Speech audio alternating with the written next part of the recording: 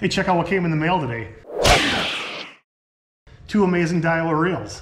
I got the Saltist MQ 2500 and I've got the BG MQ 2500. I bought both of these reels from Saltstrong. What's really cool that Saltstrong's doing is they're loading reels up with braid. In this case, I've got the Daiwa J braid 8 strand. I picked 10-pound tests for both of these. I'm gonna fish these reels side by side on the exact same rod and do an on-the-water review and find out which ones I like better. We can look at the performance. I'll put it up here. They're almost exactly the same. This one's slightly lighter. This one's super sexy. It's also 90 bucks more. Is it worth it? There's only one way to find out. The reason I bought these reels is I needed to replace my Daiwa Fuego LT. When I bought this reel, it was 80 bucks. I absolutely love this setup. I have it on the boat with me all the time. I got it paired with a 7-foot Starlight, 6x14 pound.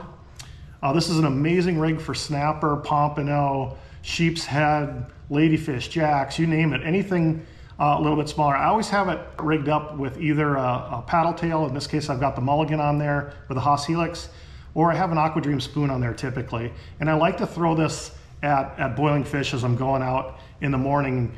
This reel is just worn out. I've just used it too much. I've had it for a couple years. I've used it super heavy. I'm not upset that it wore out. When I bought this, I knew it was a little underpowered for the saltwater fishing I'm putting it through. Anyway, this is my go-to rod. It's been an absolute workhorse for me.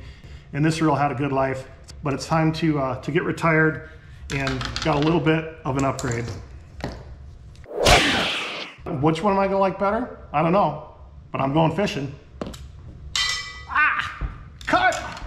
First cast with the Saltist MQ Saltist. Let's see what you can do. We got the fish popping right here.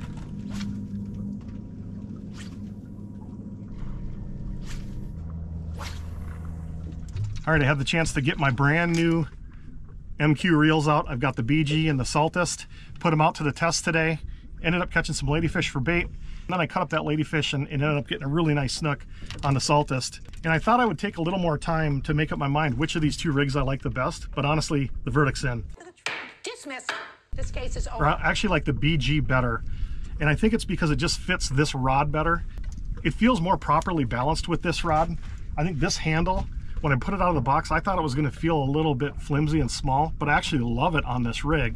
This handle out of the box was awesome. I love this big ball. I love it on my bigger reel that I use for snook. But with this smaller reel case, I don't like this big ball in here. In fact, I'm going to see if they sell an alternative to make this smaller, because it just seemed a little unbalanced to me when I was reeling it in. Both of these reels are obviously super smooth. These are high-end reels. I expect these things to last forever, and that's really what a true review should be with these reels, in my opinion. How long are they going to last? How good are they sealed? And that's why I spent the extra money on to buy them. I've been going through a few reels lately, and I've just decided, you know what? Saltwater is what it is, and it's going to get in everywhere. So I'm going to buy some high-end saltwater reels, take good care of them, and I'm happy with these purchases. But I would go with the BG, save the 90 bucks. With that 90 bucks, you can buy a sweet rod like this Starlight rod, have the whole setup for what it costs just for the Saltist MQ. That's my review. Let's put these things to work for a few years and see how they hold up.